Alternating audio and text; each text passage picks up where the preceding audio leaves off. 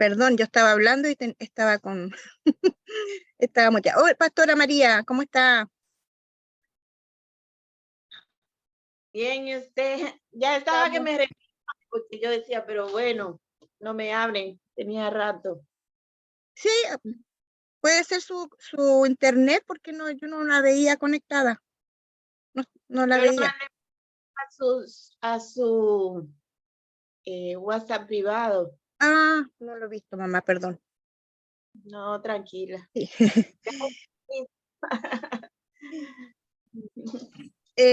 Pastor José, lo dejo como coanfitrión, por favor. Ok. José, ¿cómo está? Bendecida mamá, bendiciones de lo alto. Papá llegando a Costa Rica. Sí. Bueno, ya el tiempo se está cerrando. Bueno, me pongo en Te mute. queda menos. Bueno, mi hermano, estamos hablando esta enseñanza que se llama Casa de Fe, ¿cierto? Vimos tres cosas importantes que están dentro de una casa, que tienen que estar dentro de una casa, y que son el odre odre, o sea, que el vino, principios de la casa del reino y familia espiritual. Eran tres puntos importantes que nosotros vimos la semana anterior.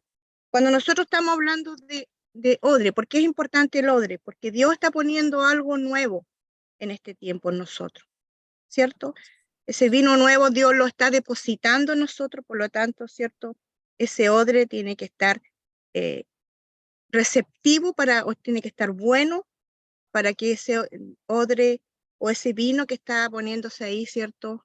Pueda dar los frutos, ¿cierto? El Señor está haciendo algo grande en este tiempo en nosotros, está haciendo algo grande en nuestras vidas, y ese vino que está poniendo tiene que ver con los cambios que nosotros tenemos que experimentar en esta casa, ¿cierto? Porque Él está reestructurando la casa de fe, está trayendo un nuevo orden a nuestras vidas, ¿cierto? Y quiere que nosotros soltemos en este tiempo todas aquellas cosas que son viejas estructuras y que no nos permiten avanzar, que no permiten que ese vino nuevo pueda, ¿cierto?, dar ese fruto en nuestras vidas. ¿Cierto? También hablamos de principio de la casa del reino. Uno de los principios fundamentales es que esta casa está compuesta por un padre y está compuesta por hijos. Ese es un principio fundamental, ¿cierto? No podemos llamar a una familia si no está compuesta por un padre Está por una madre y un hijo.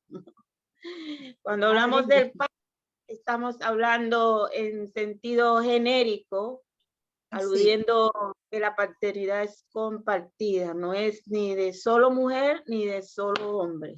Amén, así es, mamá. Así.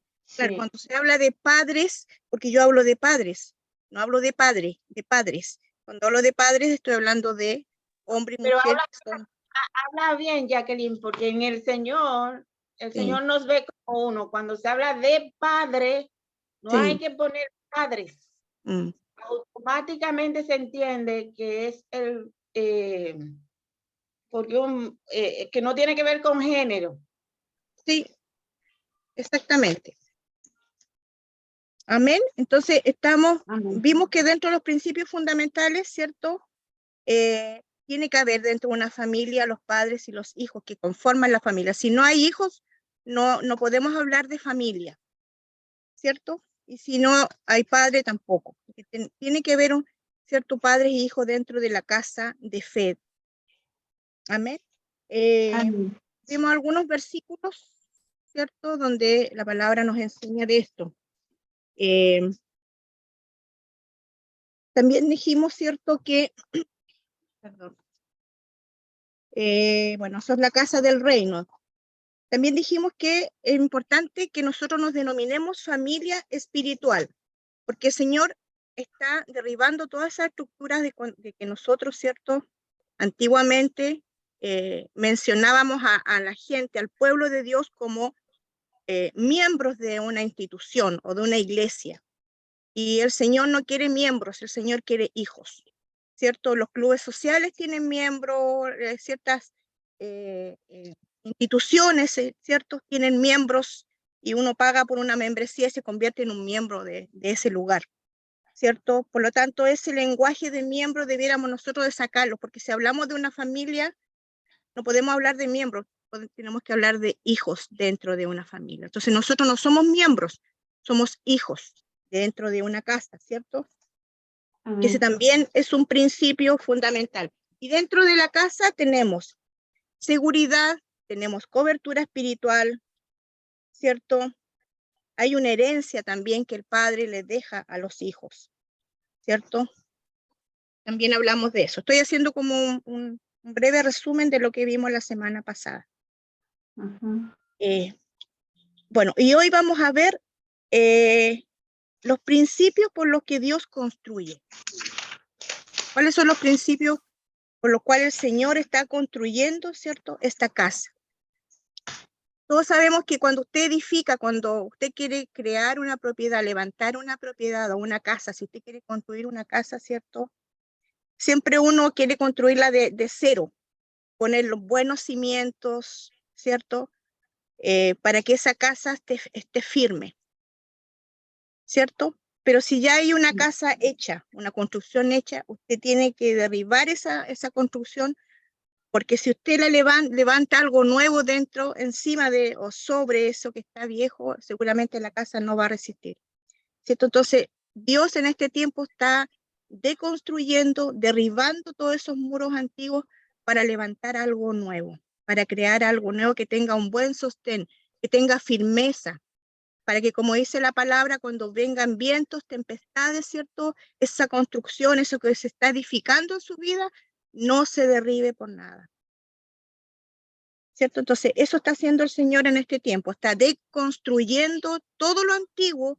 para poner su vino nuevo, su construcción nueva, todo lo nuevo que Él tiene en este tiempo para derramar en cada uno de sus hijos. Entonces, vamos a ir a buscar, denme un segundito, por favor.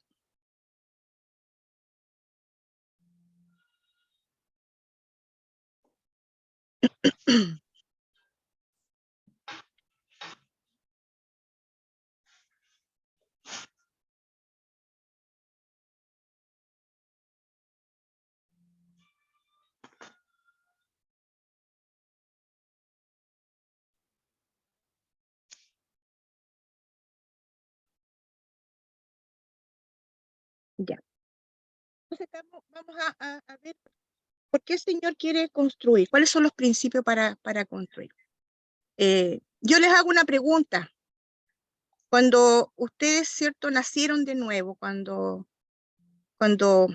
usted aceptó al Señor y empezó a creer en Él, ¿cambió su apariencia física? ¿Hubieron cambios físicos en su cuerpo?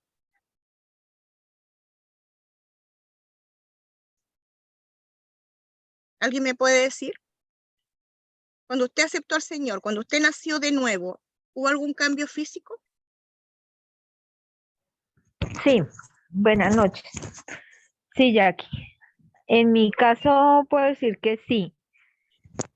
Uno como que se rejuvenece, el aspecto de la cara le cambia, los ojos le brillan, o sea, es totalmente diferente. Yo comparo las fotos de antes de conocer de Dios y después y totalmente un cambio. Amén. Bueno, ese cambio de nacer de nuevo es un cambio que no se ve, ¿cierto? Es un cambio, es algo espiritual, que después, ¿cierto?, que nosotros con nuestros ojos terrenales no lo podemos ver. Pero sin embargo, como dice Mari, después cuando nosotros, ¿cierto?, nos decidimos a que Dios empiece a trabajar en nuestras vidas, nosotros manifestamos con nuestro cuerpo, ¿cierto?, esos cambios. Porque el cambio es de adentro hacia afuera, ¿cierto? Esa es la forma que tiene Dios de construir.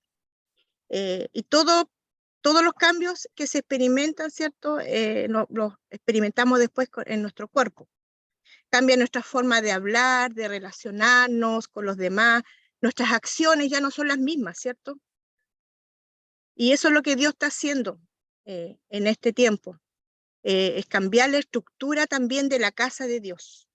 Y nos está enseñando a cómo debemos de construir esta casa. Y aquí es algo muy importante, ¿cierto? Y es donde hay mayor confusión en las iglesias. Porque si la iglesia de Jesucristo no funciona como una familia, que es lo que nosotros estamos enseñando, ¿cierto? Vamos a estar en peligro, porque hay muchas estructuras que el hombre está levantando y que tienen un patrón ajeno a lo celestial. Están muy desviados de lo que Dios quiere hacer en este tiempo con su iglesia, con su casa, con sus hijos, ¿ya? Y bueno, hay varias de esas estructuras que ustedes ya la vieron, la voy a nombrar rápidamente porque ustedes la vieron en la enseñanza anterior cuando estudiaron, ¿cierto?, el hombre establecido. Ahí vieron diversos sistemas que están implantados en ciertas iglesias y que son ajenos a lo que Dios quiere hacer. No están correctos. ¿Alguien me puede nombrar los sistemas que se vieron y que son sistemas incorrectos? Si se acuerdan. Los vamos a ver muy rapidito, pero son parte de esta enseñanza también. ¿Alguien se acuerda? Hubieron sistemas que se nombraron. El primero es el jerárquico. El primero es el jerárquico, ¿no? El que está, pues, guiado por el episcopal. Sí, el sistema episcopal. El episcopal. El segundo dijimos que era el presbiteriano. Sí. Que era dirigido por ancianos que controlaban la iglesia. Exactamente. El tercero es el democrático, que donde toda la iglesia, según tiene voz y voto, pero el que decide es el pueblo. El otro es el independiente, donde tiende a haber un dictador o una persona que manda y toma las decisiones sobre todos. Serían esos los cuatro equivocados. Y el último es el autónomo, que es el autónomo. Sí, sería eso en resumen. Gracias, pastor. Muy bien. En uno solamente lo dijo bien, pero en el nombre, porque es el congregacional. Congregacional. Pero muy bien, pastor. Bueno, la mejor nota de la prueba anterior la tuvo el pastor Adoniram. Así que felicitaciones. Pero hubieron muy buenas notas también el resto. Así que excelente para todos. Bueno, sí, como decía el pastor, el primero que se vio, ¿cierto? Fue el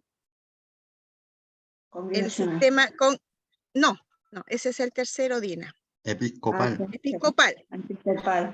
Sí, el sistema episcopal es el primero, ¿cierto? Bueno, el gobierno episcopal es manejado por una jerarquía que está, ¿cierto?, presidida por un obispo. Es el que supervisa las iglesias.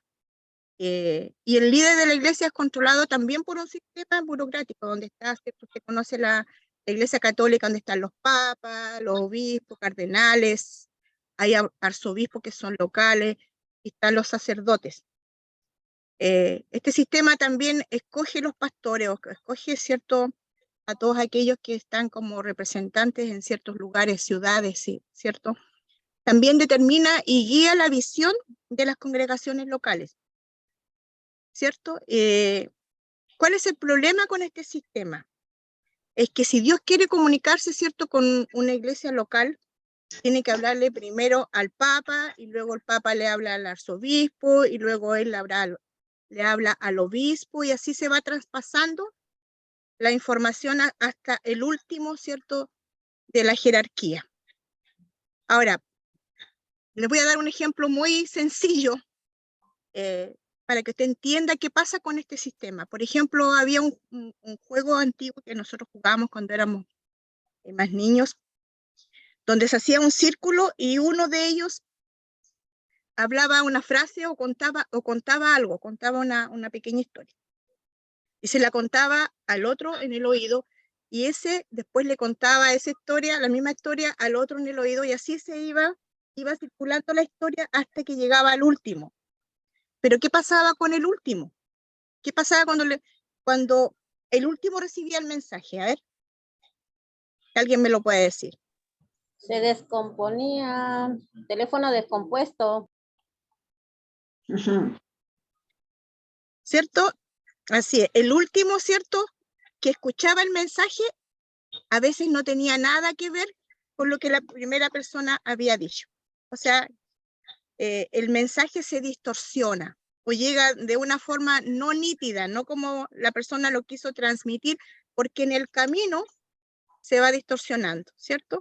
Alguien de las personas escuchó mal y dijo otra cosa que no era el sentido de la frase o de la historia que se había contado, ¿cierto?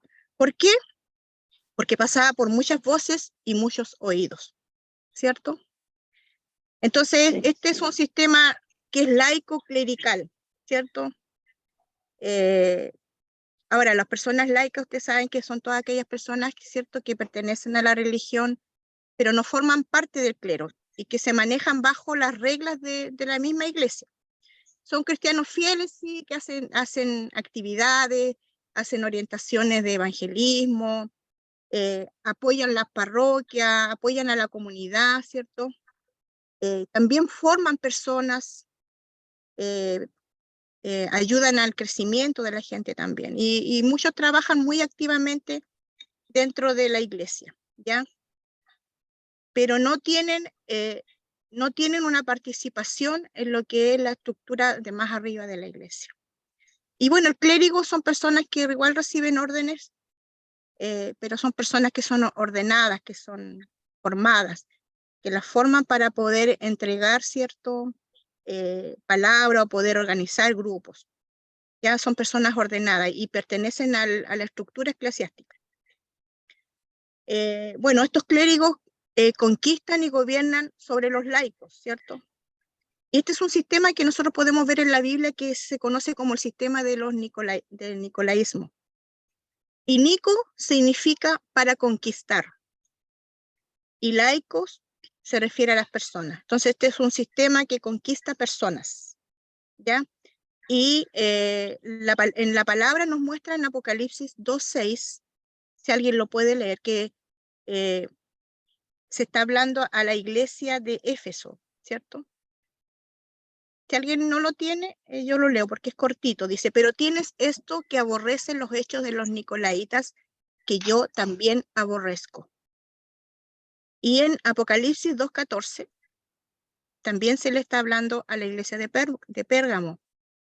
Y aquí también habla de lo mismo. Dice en el capítulo 15, dice, asimismo tú también tienes a los que se adhieren a la doctrina de los nicolaitas. O sea que el Señor no le gusta esa doctrina, no le gusta ese sistema, ¿cierto?, de la iglesia episcopal, ¿ya? Bueno, este sistema... Una pregunta, ¿qué significa Nico, dijo? Nico significa para conquistar. Y laicos se refiere a las personas, ¿ya?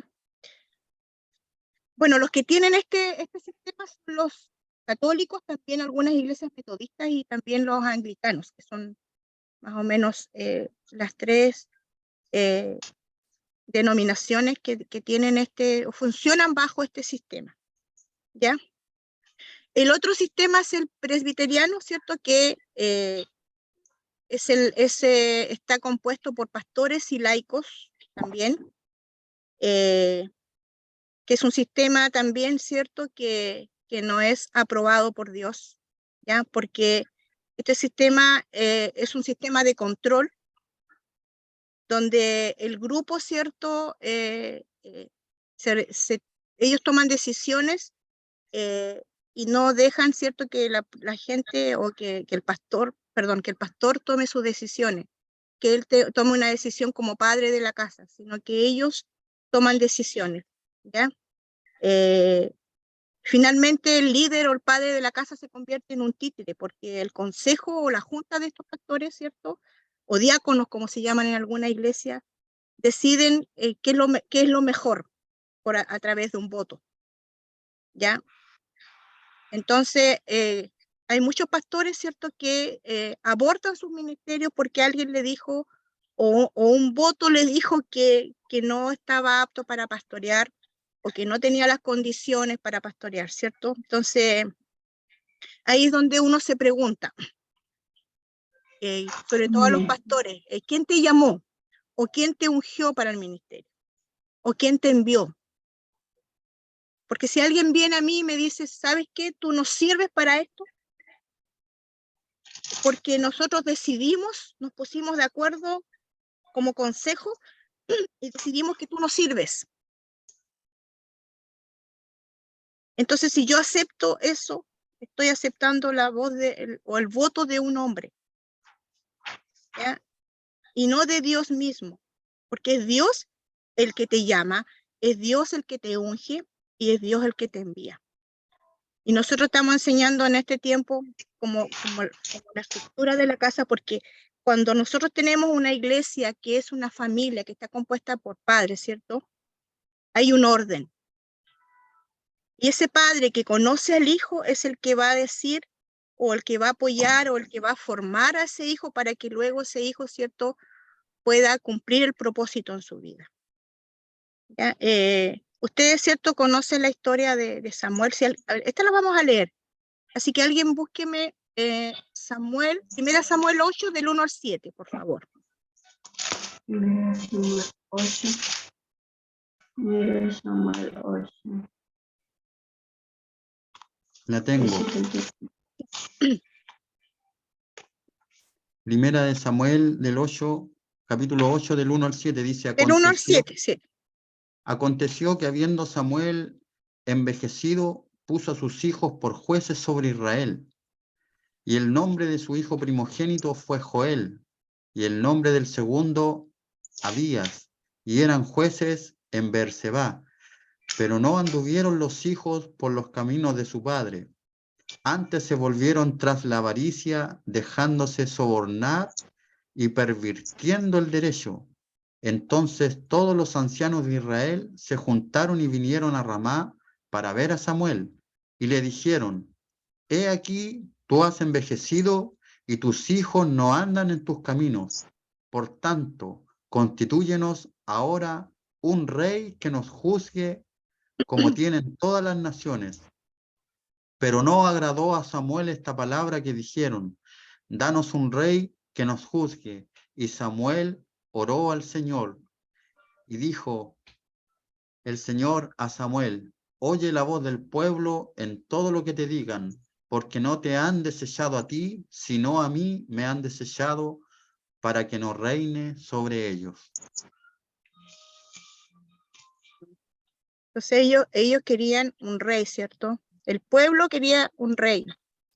Nosotros sabemos que es cierto que es Dios quien designa. Y este sistema presbiteriano trabaja para los fariseos y los escribas, porque la gente religiosa que quería un Sanedrín. Entonces aquí el pueblo rechazó la teocracia de Dios por el gobierno humano, ¿ya? Usted sabe lo que significa eso, qué es lo que trae cuando se levanta, ¿cierto?, un pueblo para querer manejar o decidir, ¿cierto?, por el bienestar de una nación o de un país. Hay tres sistemas que rigen, ¿cierto?, este sistema presbiteriano, que son la democracia, la autocracia y la teocracia. Ahora, la democracia, no sé si quieren anotarlo, es un sistema político, ¿cierto?, que defiende la soberanía del pueblo y el derecho de este a elegir y controlar a su gobernante. Es un sistema político que defiende la soberanía del pueblo y el derecho de este a elegir y controlar a su gobernante. Este sistema el Señor no lo aprueba, porque desde el momento en que nosotros votamos, se produce la división, ¿cierto? Y cuando hay división, el reino no puede permanecer. La palabra dice que una casa dividida contra sí misma no puede permanecer. Por lo tanto, hay mucha gente que quiere democracia. Todos quieren democracia porque piensan que es un gobierno justo. El número 2 es autocracia, que es un sistema de gobierno que concentra el poder en una sola figura, cuyas acciones y decisiones no están sujetas ni a restricciones legales o externas, ni a mecanismos regulativos de control popular. Esto es la monarquía absoluta y la dictadura. Entonces nosotros también sabemos que un sistema de dictadura tampoco es bueno para ningún país, ¿ya? Porque se concentra, como dice aquí, el poder en una sola persona, y esa persona puede estar equivocada en muchas cosas y puede llevar a un país a la ruina, como nosotros vemos muchos países que están gobernados por este sistema y que son países que, que pueden tener cosas buenas, pero finalmente la gente sale huyendo de esos países porque se siente tan controlada y no se siente libre dentro de su país, ¿ya? Y lo otro sistema es la teocracia, que es un gobierno ejercido directamente por Dios, como el del pueblo hebreo, ¿cierto? Antes que tuviesen las leyes. Y todas las autoridades gobiernan en el nombre de Dios, ¿ya? Entonces, este es el sistema que Dios quiere para su pueblo. Ahora, que el Señor nos ayude, porque igual es difícil cambiar el sistema de una casa, puede tomar tiempo, porque hay un costo que pagar para poder lograr las cosas de la manera que el Señor quiere que la hagamos. Y vamos a tener que ser martillados para que el Señor pueda sacar lo mejor de nosotros y podamos entender lo que Él está haciendo en este tiempo, a dónde el Señor nos quiere llevar, qué es lo que tenemos que hacer en este tiempo. Por eso es que es importante que ustedes sepan estas cosas que a lo mejor puede ser conocida por muchos, pero es parte de la enseñanza que estamos teniendo en este tiempo para tener una iglesia que funcione, ¿cierto?, en la excelencia de Dios. Amén. El otro sistema, el tercero que nombró el pastor igual, es el sistema congregacional, ¿cierto?, que lo controla el líder de una iglesia. Este es un sistema que también pretende ser democrático. Aquí prevalecen las reglas de la multitud, ¿cierto? Y sabemos que la multitud, tenemos el mejor ejemplo de la multitud que eligió a Barrabás. ¿Se acuerdan de eso? Está, si quieren anotarla, está en Mateo 27 y 21, cuando el procurador les dijo que el pueblo tenía que decidir a quién soltaba, porque no fue capaz él de tomar la decisión, ¿cierto? Y el pueblo eligió a Barrabás, ¿cierto?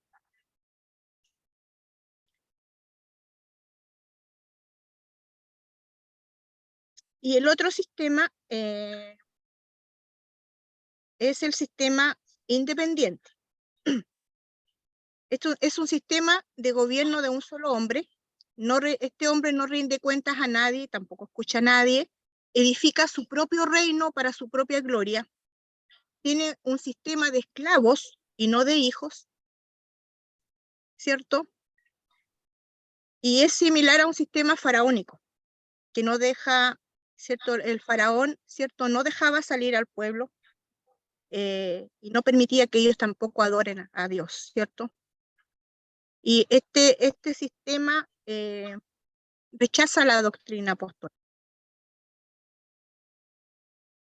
¿Ya? Vamos a leer Tercera de Juan 9 y 10. Si alguien lo puede leer, por favor.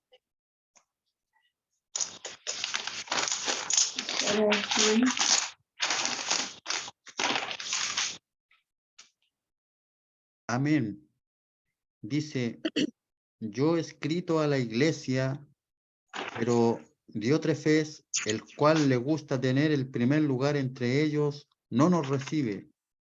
Por esta causa, si yo fuere, recordaré las obras que hace, parloteando con palabras malignas contra nosotros, y no contento con estas cosas, no recibe a los hermanos, y a los que quieren recibirlo se los prohíbe y los expulsa de la iglesia. Aquí vemos claramente que este sistema estaba funcionando ahí, ¿cierto?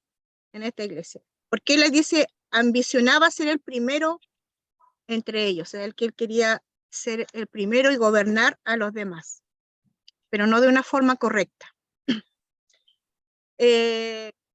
¿Se recuerdan de la historia del hijo pródigo?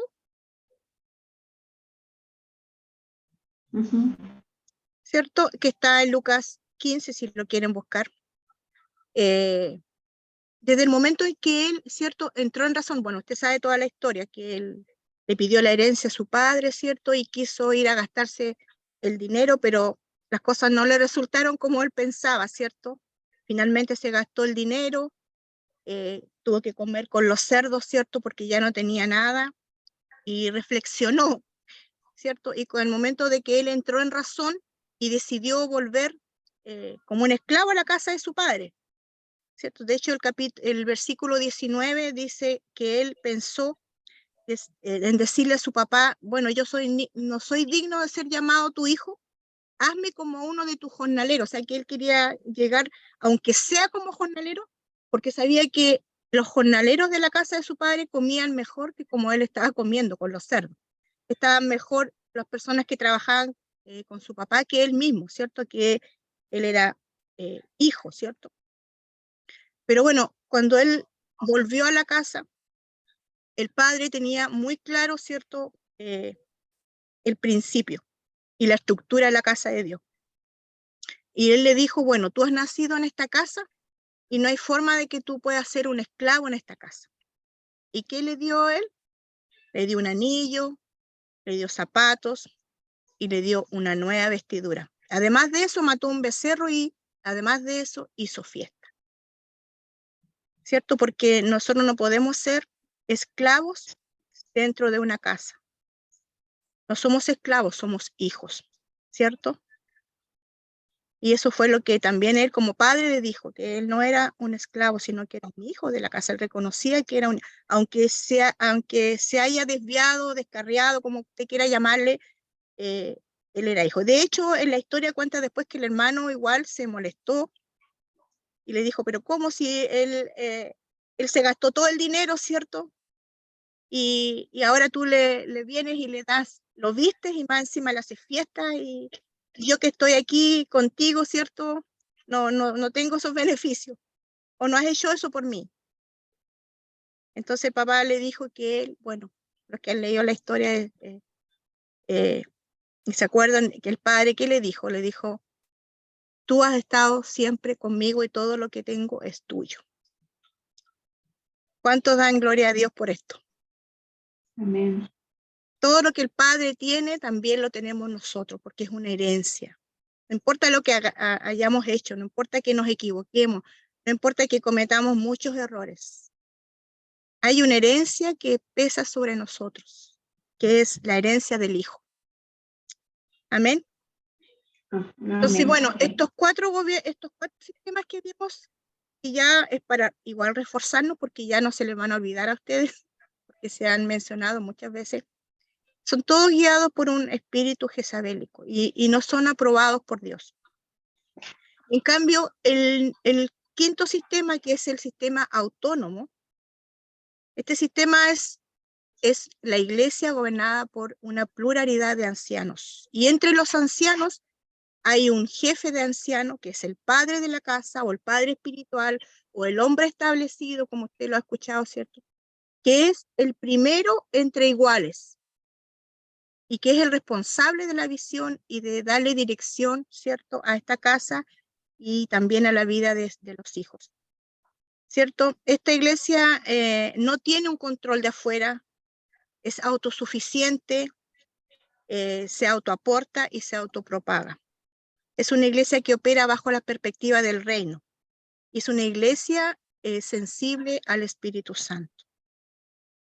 En este sistema, ¿cierto? La casa de Dios, ¿cierto? Como les acabo de decir, está gobernada por un anciano, por un padre de la casa. Y también por la compañía segundo hombre, ¿cierto? Que ustedes también lo estudiaron y que es el equipo, la compañía que acompaña al hombre de la casa y que se hace parte de esta visión para poder cumplirla junto al padre de la casa. ¿Ya? En Hechos 13 podemos ver un ejemplo de la iglesia, ¿cierto?, que es la que está levantando el Señor en este tiempo, que es la iglesia de Antioquía, y que es la iglesia autónoma, que es el referente para para nosotros, que es el modelo de esta iglesia.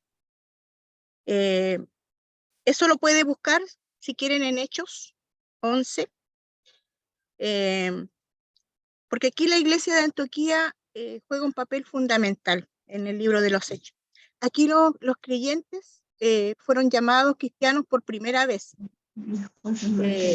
Y la iglesia de Antioquía se convirtió en un terreno fértil para el crecimiento y la difusión del cristianismo.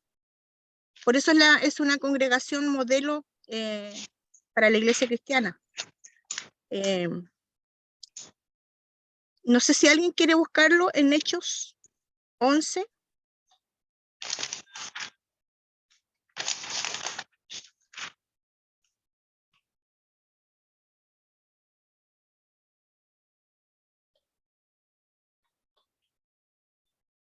Perdón, había dicho Hechos 13.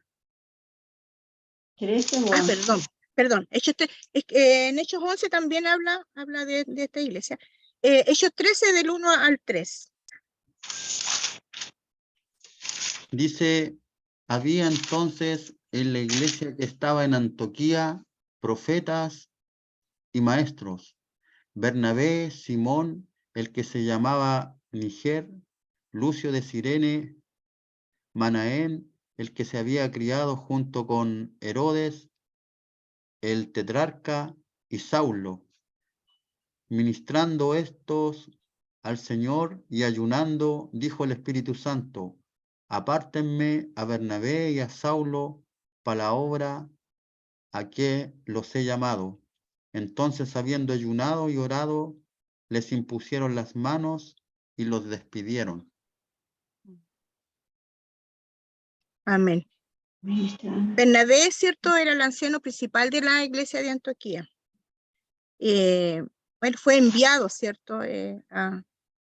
A constituir la iglesia, y cuando él llegó, bueno, se alegró y se animó, porque vio que había muchos fieles con corazones dispuestos a permanecer fieles en el Señor. Y él era un hombre bueno, lleno del Espíritu Santo, esa es la palabra, lleno de fe.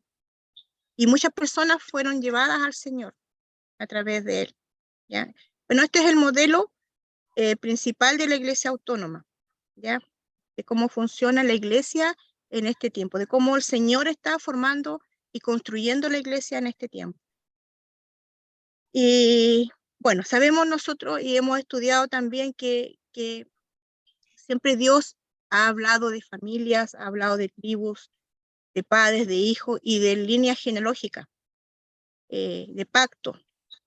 No sé si usted puede, antiguamente nosotros como que no le tomábamos mucho asunto hay libros donde nombra toda la genealogía, hijo de este otro, y empieza a nombrar todos los hijos, ¿cierto? Sí.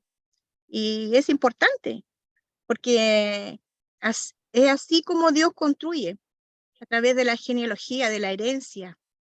Es importante todas las personas que están antes, todas las personas que dejaron un legado, que dejaron una huella. A lo mejor son nombradas solamente por el nombre, pero formaron parte de una tribu, formaron parte de una familia, ¿cierto?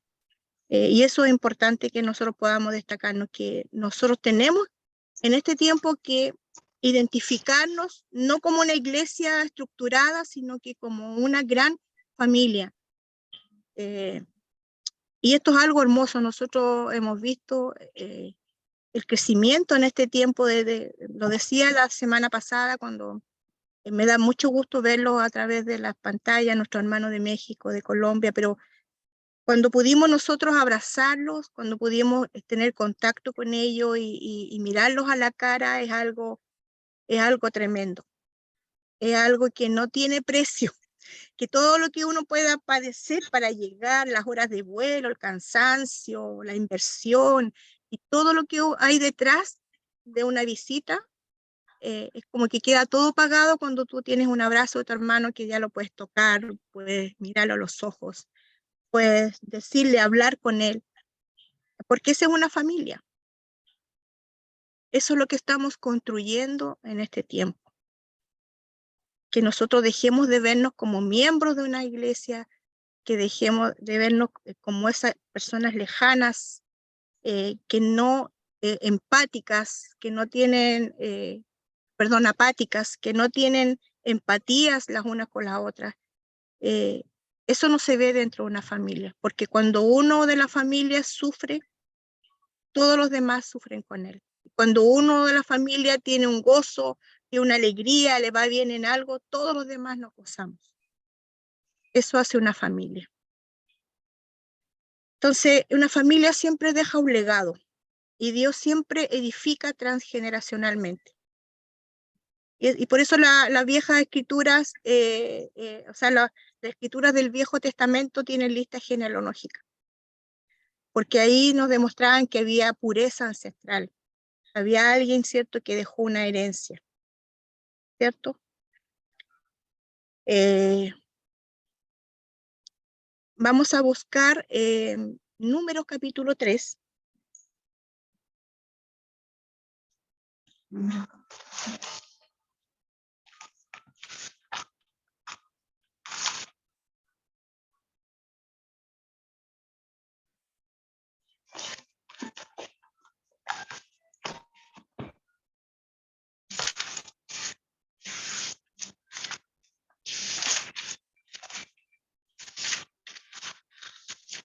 Número 3.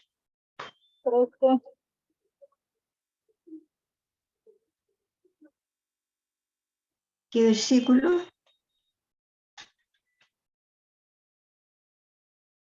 Número 3.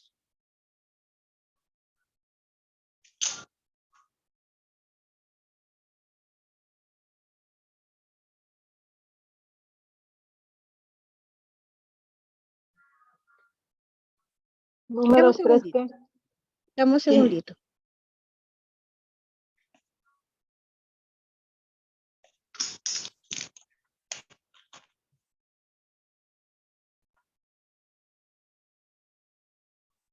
Se me perdió el... Número 3. Bueno, aquí se me perdió el versículo. Pero aquí habla de que siempre Dios habla de grupos.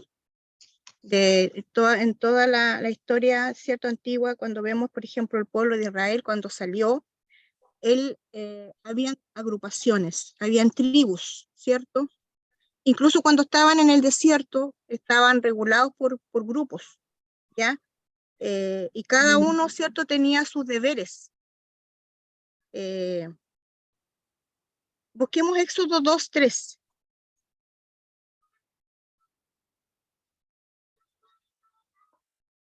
Éxodo 2:3.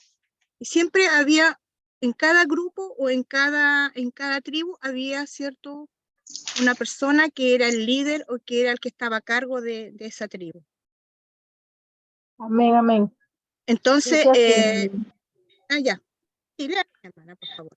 Pero no pudiendo ocultarle más tiempo, tomó una arquilla de juncos y la calafateó con asfalto y brea y colocó en ella al niño y lo puso en un carrizal a la orilla del río. Amén. ¿Cuál leyó, hermana, perdón? El número 3. Éxodo 2:3. Ya. Bueno, aquí está hablando ¿se acuerdan cuando el pueblo de Israel salió, antes de que saliera a Egipto, el Señor dejó, ¿cierto? Le dejó a cada patriarca o a cada persona encargada de una familia, ¿cierto?, que tenían que matar un cordero y tenían que poner, ¿se acuerdan? Bueno, este era un tremendo, Es no el era capítulo simple. 12 de Éxodo, Sí. donde el Señor ordena la Pascua. Sí, Que exactamente. cada familia se consiga un cordero. Si la familia fuera pequeña, entre dos, pero es ahí en el capítulo 12 de Éxodo, donde está estipulada la Pascua. Capítulo 12. En el 12, sí. Es en el 12.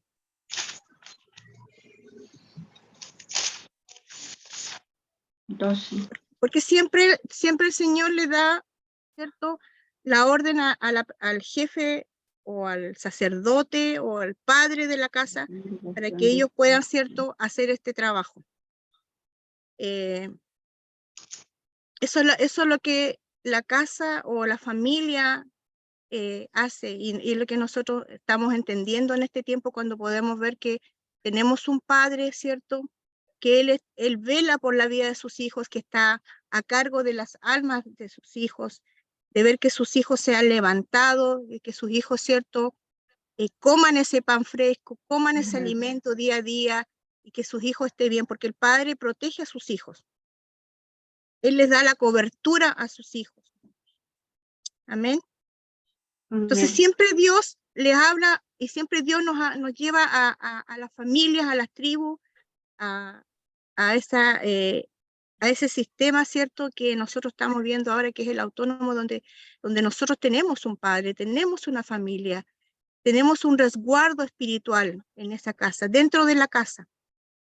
¿Ya? No es una iglesia, no es una estructura, sino que es una familia. Y hay cosas que pasan, ¿cierto?, que dentro de la casa, que bueno, lo vamos a ver más adelante, ¿sí? Donde el Señor o Jesús le habló a sus hijos dentro de la casa y que Él podía hablarles abiertamente a sus hijos, porque la revelación, todo lo que nosotros, nuestra formación, todo lo que nosotros estamos aprendiendo y los misterios que Dios está también entregando están dentro de la casa, no fuera de la casa. El Señor habla dentro de la casa a través de un padre a sus hijos. ¿Ya? Ahora, ¿recuerdan ustedes la historia de Josué y de Acán? ¿Alguien me puede decir quién era Acán? Amén. Acán era uno de la tribu, el que sustrajo el anatema, ¿no? Sí. Bueno, Acán, él tomó unas cosas, ¿cierto?, en Jericó, que Dios había ordenado que se destruyeran, ¿ya? Cuando ellos tomaron Jericó. Él tomó un traje, tomó unas barras de oro y algunas piezas de plata. ¿Qué hizo él con esas cosas? Las enterró bajo su tienda, dice la palabra, ¿cierto? El que tenía que haber hecho fue las destruir. Y se suponía que el oro y la plata se tenían que dar al tesoro, ¿cierto?, de lo que estaba en el tabernáculo, ¿cierto? Tenían que ser ofrendadas al tabernáculo. Así que, ¿cómo lo tomó Dios esta actitud de Acán? Como una desobediencia, también como un robo. ¿Ya? Bueno, después que Acán robó estas cosas, Josué envió a unos hombres, ¿cierto?, a pelear a la ciudad de Jai. Pero ¿qué pasó? Que salieron derrotados y muchos murieron y algunos también huyeron. Entonces, ¿qué pasó con Josué? Que él se puso triste, dice la palabra, y puso su cara al suelo y oró al Señor. Y le preguntó, Señor, ¿por qué permitiste esto? ¿Qué pasó? ¿Por qué no ganamos? ¿Por qué no salimos en victoria de esto? Entonces, Dios le dice a Josué, bueno, levántate porque tengo que contarte que Israel ha pecado. Y ahí el Señor le dice, ¿cierto?, que habían cosas que habían de destruirse o darse, ¿cierto?, al tabernáculo de Dios. Y por lo tanto, no había bendición hasta que se destruyera, como dijo Milagros, lo que era anatema, o sea, todo lo que se había tomado en desobediencia, había que destruirlo. Y bueno, José, cuenta la historia que Josué, ¿cierto?, juntó a todo el pueblo y Jehová descubrió a la persona o al malo, a la persona que había cometido este pecado, ¿cierto? Entonces la excusa que dio Acán fue que deseó tanto esas cosas, las anheló en ese momento, que se las llevó, pese a que Dios había dado una instrucción, ¿cierto? Y luego, bueno, cuando las cosas, ¿cierto?, se encuentran y las traen a Josué, ustedes saben lo que pasó, que no solamente él, sino que toda su familia fue apedreada hasta que murieron, ¿cierto? Y es algo muy triste. porque no solamente él, sino que toda su familia, los criados, los animales y todo lo que pertenecía a esa familia fue destruido. ¿Ya? Y bueno, y después, ¿cierto? En las próximas batallas, ellos pudieron ganar. Dios le dio la victoria porque ya ese anatema había sido destruido. Entonces, la familia de Acán se convirtió, ¿cierto?, en un recipiente de la transgresión de Acán. Y todos tuvieron que morir a causa del pecado de su padre. Entonces, bueno, esto es, aparte de ser muy triste, que uno puede decir mucho. Yo una vez escuché alguien que dijo que Dios era un Dios malo porque Dios hacía esto. Pero realmente nosotros tenemos que ver la enseñanza de esto, que es que nosotros tenemos que ser obedientes a todo lo que el Señor nos demande. A veces hay cosas que no nos gustan, a veces hay cosas que no queremos soltar, que no nos gustan, que pensamos que no están bien, pero si tú desobedeces esa orden vas a tener una consecuencia. Por eso es importante en este tiempo, ¿cierto?, obedecer al hombre que Dios dejó para guiarnos. ¿Ya? Y si nosotros podemos hacer eso y tener eso tan resuelto en nuestra vida, a veces nos cuesta ser obedientes. Siempre estamos cuestionando lo que el pastor dice, siempre estamos cuestionando lo que el hombre de la casa dice, porque simplemente pensamos que nosotros tenemos la razón. Todos esos actos de desobediencia tienen una consecuencia. Y no solamente lo vemos en la escritura, en todo lo que es espiritual, sino que también lo podemos ver en lo terrenal. Que todas las malas actitudes que uno hace en esta vida, todas las cosas que uno comete, siempre tienen una repercusión, ya sea para bien o para mal. Todo lo que hagamos nosotros tiene una consecuencia. Por lo tanto, es importante nosotros saber que en este tiempo nosotros, si tenemos una familia, tenemos una casa, un padre, y nosotros obedecemos a ese padre, entonces nuestra vida va a ser bendecida. Aunque no nos guste, aunque pensemos que tengamos la razón. Y esto hay que ser muy enfático y repetirlo muchas veces porque pucha que nos cuesta ser obedientes. Pucha que nos cuesta estar de acuerdo con lo que Dios quiere para nuestra vida. ¿Ya? Eso por una parte, pero por esto digamos, entre comillas, que es la parte negativa de esta historia de José. Pero hay una parte positiva que es al revés, que Dios premia la obediencia, ¿cierto? Y en el mismo capítulo 2, creo que es de Josué, también hay un personaje que salió en victoria de esto, que se llama Rahab, ¿cierto? Que era una prostituta cananea, no sé si todos han oído hablar de ella. Bueno, ella no era una candidata muy apropiada para ser una heroína, pero sí lo fue, ¿cierto? Porque Jericó, bueno, todos saben que Jericó era una sede de adoración de ídolos. Y ellos tenían tenían una devoción, por llamarla, a Astarot, que era la diosa de la luna, ¿ya? Y en esta ciudad se encontraba todo lo vil, lo denigrante de la religión, ¿ya? Ellos eran muy malos. Y esta mujer que vivía en Jericó, ¿cierto?, se había enterado de las maravillas que había hecho Dios, que había dividido el Mar Rojo, ¿cierto?, y que había pasado el pueblo, ¿cierto?, hacia la tierra prometida. Entonces, ella había escuchado de esta noticia. Por lo tanto, ella sabía en su espíritu que tenía que ayudar a los israelitas, aunque no tenía una muy buena reputación, porque ella sabía que en algún minuto su ciudad iba a tener que ser derribada por el pueblo de Dios. ¿Ya? Entonces, bueno, Josué, cuando se dirigió, o se iba a tomar, perdón, esta ciudad, mandó unos espías. Y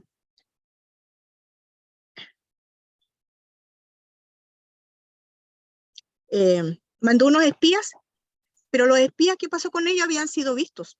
Y el rey, ¿cierto?, mandó a que los arresten. Entonces, ellos se toparon con Rahab, que finalmente ella los ayudó, ¿cierto? Los escondió en el techo.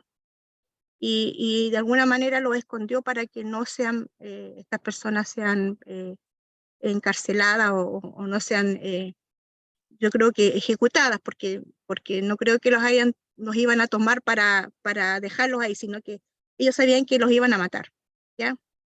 Entonces, el rey no pudo encontrar a los espías. No sé si usted sabía esta historia, yo la estoy contando así porque, por si alguien no la sabía, pero Rahab juega un rol importante en esta historia. ¿Por qué? Porque lo que ella hizo trascendió en el tiempo, ¿ya? Pero ella también pidió que si ella los ayudaba, ella tenía que resguardar su familia, o sea, Josué tenía que resguardar su familia cuando ellos vayan y tomen la ciudad. Y así lo hicieron, ¿cierto? Josué cumplió su palabra y ella fue protegida y resguardada y su familia fue resguardada. ¿Ya? Y no le hicieron daño a ella porque ellos mataron a todos, desde el más niño hasta el más adulto. ¿Ya? Y ella y su familia fueron los únicos que se salvaron, ¿ya? Porque Josué cumplió su promesa. Y esta, como les digo, es la parte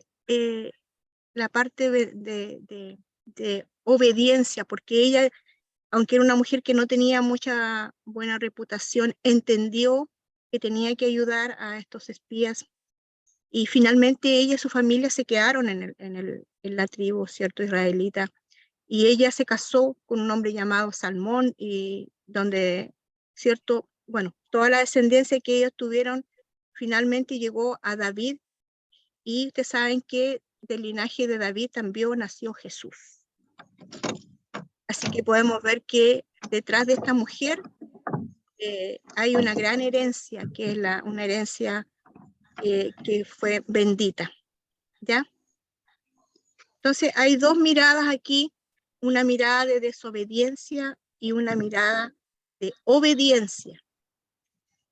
Todas estas cosas pueden pasar dentro de una casa, pero nosotros decidimos si queremos obedecer o queremos desobedecer a lo que Dios nos está hablando.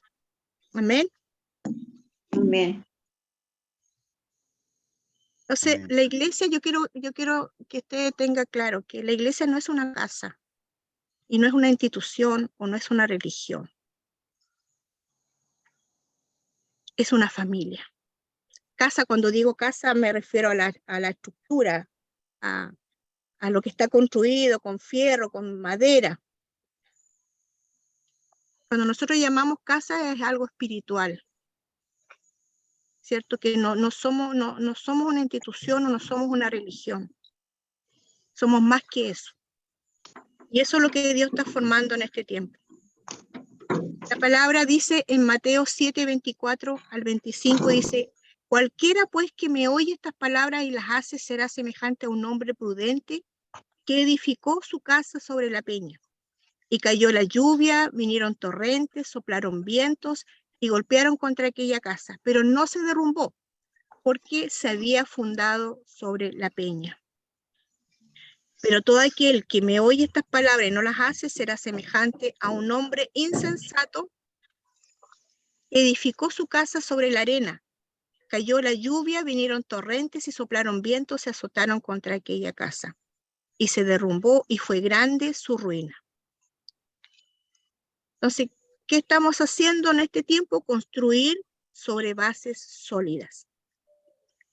¿Y quién es la roca? Todos sabemos que Cristo es la roca en la cual nosotros debemos de construir. Todo lo que estamos haciendo nosotros tiene que ser, ¿cierto?, con Cristo céntrico, Cristo centro en nuestras vidas. Yo no sé cuántos de ustedes tuvieron tiempo para ver el diccionario que les envié. Si alguien pudo verlo, si alguien pudo Amigo, ¿me ayudas? buscar alguna Ayúdame. palabra. Ayúdame.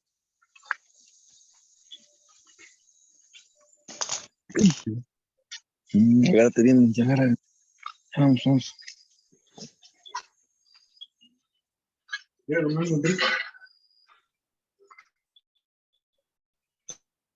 Perdón, estaba con... Ve que está ahí abajo. ahí sí. No sé si te escucharon porque me había muteado. No se escuchó. Ah, perdón. No, estaba diciendo que si alguno tuvo tiempo para ver los diccionarios que yo les envié, si alguien pudo buscar alguna palabra o, que a lo mejor tenía la duda.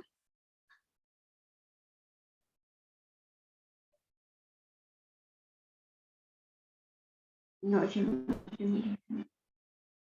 Bueno, les voy a dejar de tarea que busquen la palabra oikos, que significa casa o morada. Y no solamente es un lugar físico, sino que es el lugar donde nosotros moramos, vivimos, que es algo espiritual. No es una morada solamente física. Le voy a dar la tarea para que lo busque, que se llama oikos. Es O-I-K-O-S. Que también como Bayit, ¿se acuerdan que vimos Bayit? Que Bayit también significa hogar o casa. Oikos también es una palabra que significa casa, pero es más que una casa, un lugar físico, es algo donde nosotros moramos. Usted la va a buscar y me va a dar el significado la próxima semana.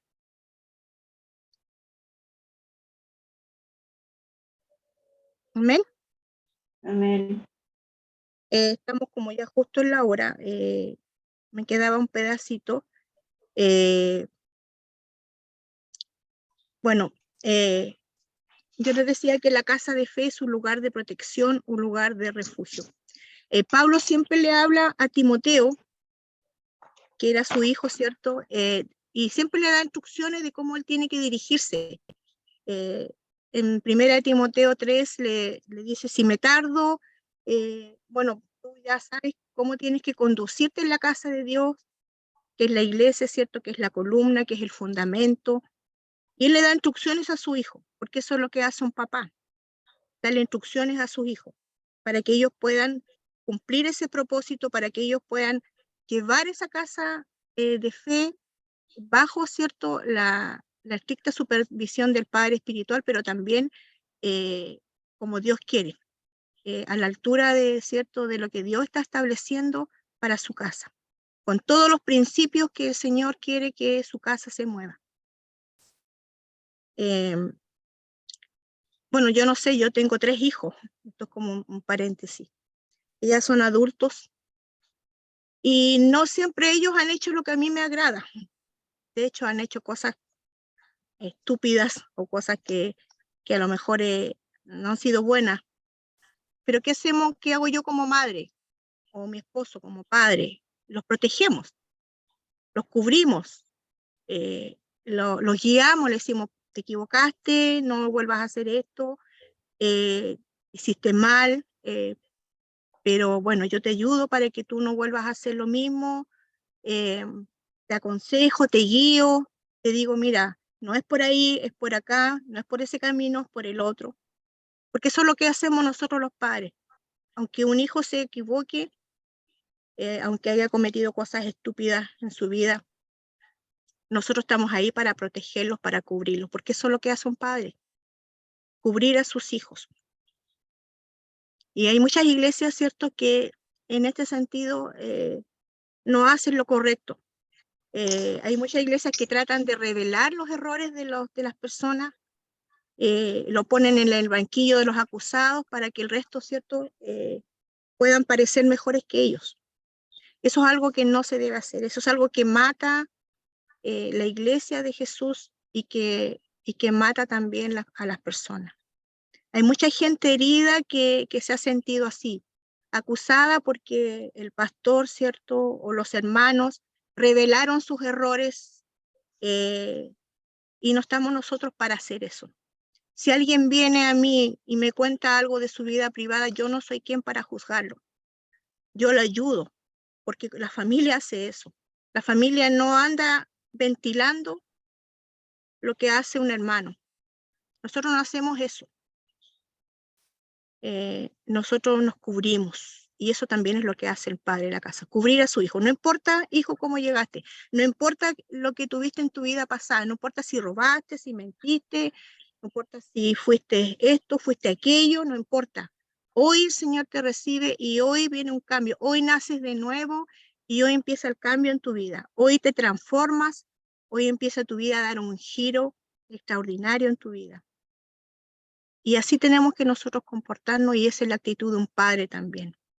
Nosotros no estamos para juzgar, estamos para amar, estamos para ayudar, estamos para guiar. Y eso, como les digo, es lo que hace la familia. Y muchas iglesias hacen esto, muchas iglesias revelan los errores, por eso hay tanta gente herida en la iglesia. Por eso tanta gente que va de iglesia en iglesia porque no se siente aceptada, porque va a contarle algo a un hermano, va a contarle algo a pastor y lo miran con cara extraña y lo miran con juicio y eso no debe pasar. En esta discúlpeme, pero tengo que hacer un aporte ahí porque se puede malentender lo que usted está diciendo. Ya, dígame. Si lo que dice tiene que ver con el secreto, pues cuando alguien va y no voy a decir secreto de confesión como los católicos, pero en intimidad, tiene toda la razón. Pero el padre está para corregir y guiar y corregir los hijos. Si no lo hace, la palabra de Dios dice que avergüenzas son. ¿Y sabe por qué hay heridas en la iglesia? Porque preciso, hemos generado una especie de, con nuestro sentir humanístico de que no se nos puede decir nada. Entonces, eso hace que la gente desde que le dicen algo ya no se siente bien y se va. Y si nosotros empoderamos eso, no vamos a salir de ahí jamás. ¿Entiendes? Si bien es cierto que nosotros, y yo siempre lo digo, el fundamento de la iglesia es el amor, pero el amor tiene que ver con obediencia. Y el padre que no corrige a sus hijos, avergüenza le son. Entonces, nosotros sí tenemos que corregir. El apoyo está en que nosotros estamos ahí para ayudarlo a levantarse, no importa qué, pero no para empollarlo mal. ¿Comprende? Eso nosotros tenemos que corregirlo. Entonces, que no se vaya eso a malentender con lo de no estar ventilando las cosas que de pronto se nos dice en secreto, que muchas veces se da y sabemos que es así también. Pero una cosa es distinta de la otra. Amén, mamá. Amén. Así es. Así es. Bueno, mi hermano, por la hora, porque ya nos pasamos, quedamos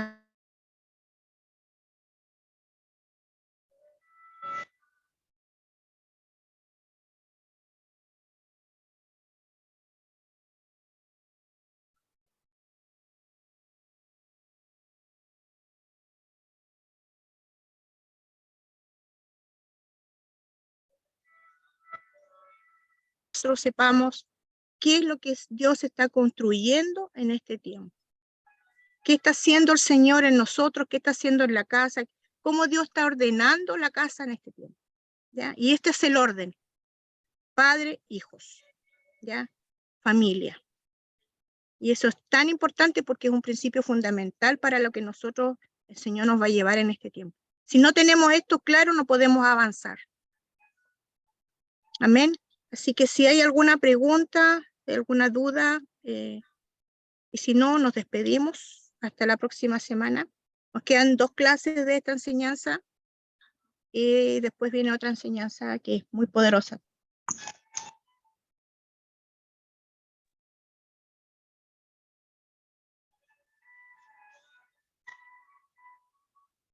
¿No hay preguntas?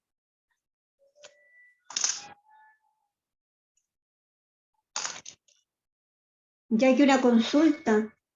¿Se podrían enviar nuevamente el diccionario? Porque al menos yo no lo tengo, por favor. Lo envié, ya.